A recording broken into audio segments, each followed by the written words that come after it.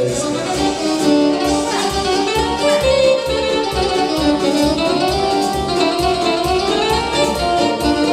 Vă rugăm să serviți un păhărel de vin, un păhărel de coniac, pentru a vă relaxa și a petrece o seară frumoasă împreună. Doamna din satul meu, mă, mă așteaptă cu dorul greu, mă. Doamna din satul meu, mă așteaptă cu dorul greu. 1, 2, 3, seara pe alei, orice fată e o floare. 1, 2, 3, fete câte vrei, ce băgată nu scoate. Rugăm acție, atenție, pentru că la doleanțele nașului mare, domnul Vitalie, o să spune următoarea piesă, înainte de a trece, desigur, la masă. De aceea vă rugăm să faceți pe placul nașului, generalului din astă seară, și să dansați această piesă frumoasă. Haideți!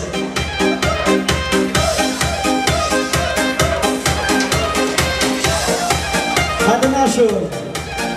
Ha! Care îți rugăm toți dansați, vă pătreze o poftă de mâncare, să nu lăsați nimic de mesele acestea frumoase.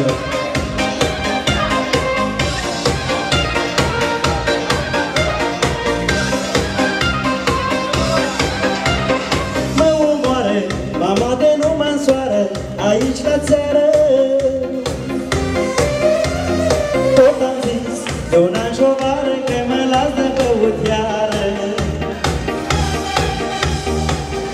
Acum vă rog vreau să vă prezint o surpriză acestei serii, o surpriză culinară din partea restaurantului Café Dacia. Deci vă rugăm atenție la această surpriză frumoasă.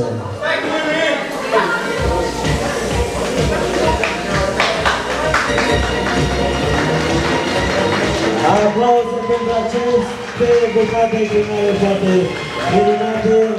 Acești chemeri frumoși, căvrazii. Aplauze.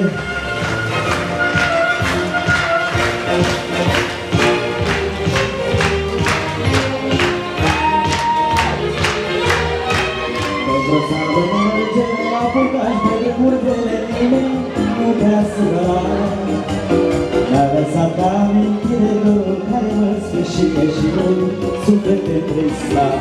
Căsuța noastră, de ușor de nebunit, te așteaptă ca să vii. Căsuța noastră, unde bine să fac, păringe dorul încetat. Seara, Doamne ajută, oameni mori și lume multă, iar-mă sfârșit, bine v-am găsit. Pe necaz și supărare, să uitați că e o zi mare, să vă veseliți, cu bunelul moabil să ciocniți. Când nu va fi greu și să fi rău, nici nu știi cum de mai bine, că la toți mi-i greu. Hai să vedem, toți sus mâinile pentru bunei! Da, deci astăzi v-ați îmbrădnicit să fiți nașii mari. Ați fost alături de ei la nuntă și sunteți astăzi alături de ei din nou. Vreau să vă mulțumesc în numele lui Iulie și Svetlana pentru acest gest darnic, acest gest frumos, de a fi împreună cu ei, în primul rând, și Chiril, în astă seară minunată. Sunteți oameni creștini, sunteți oameni buni, dacă ați proces la acest drum. Vreau să spuneți câteva cuvinte pentru Iulie și Svetlana, pentru Chiril.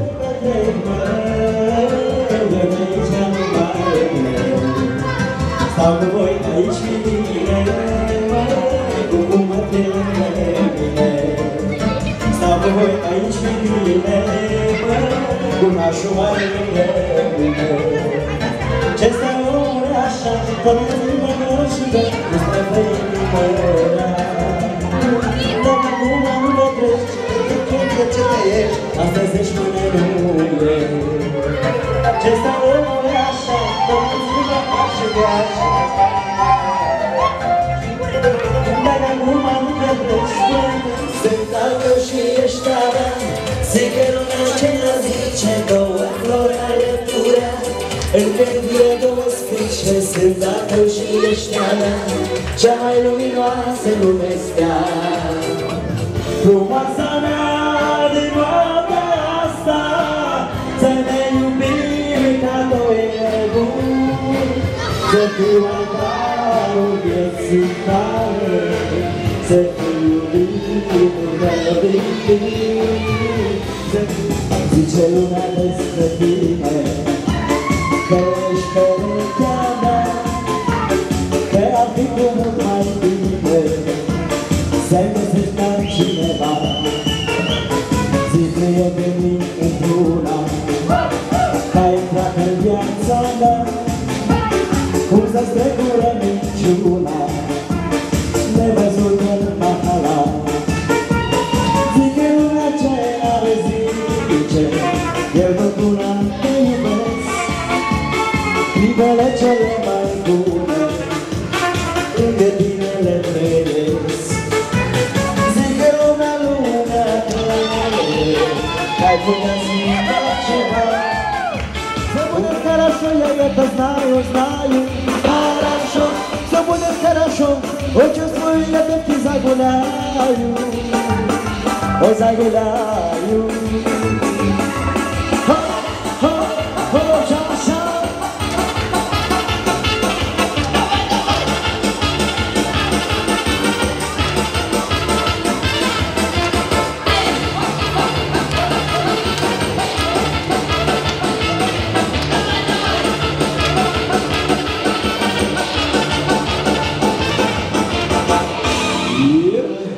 Când trebuie să urmăm obiceiul frumos al nostru, al moldovenilor, de a închina colacii. De aceea suntem la cumătrie, pentru a primi colacii, fiecare cum are nevoie, lăturași și așa mai departe.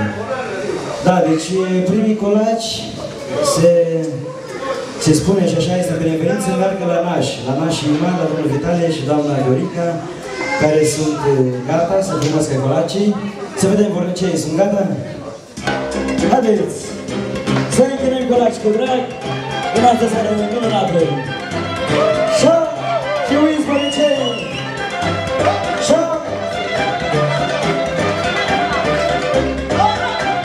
Merge la cuvânt Ionică! Șa! Și frumoasă soție!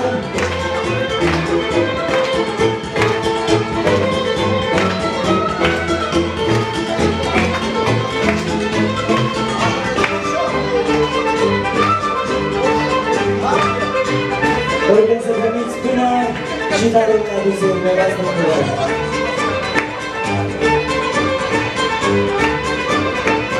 Este momentul pentru surpriza dulce acestei seri, pentru torta lui Chiril, pentru tine în special, această tortă frumoasă și dulce, cum să vă fie dulce viața mai departe. Vă rugăm atenție! Chiril, pentru tine această tortă, iată-te, unde e mama și tata? Uite și ea și să vezi de tortă. Uite la mama și tata. Haide, Iure, ia să cerem și dulcisime viața cu această tortă minunată.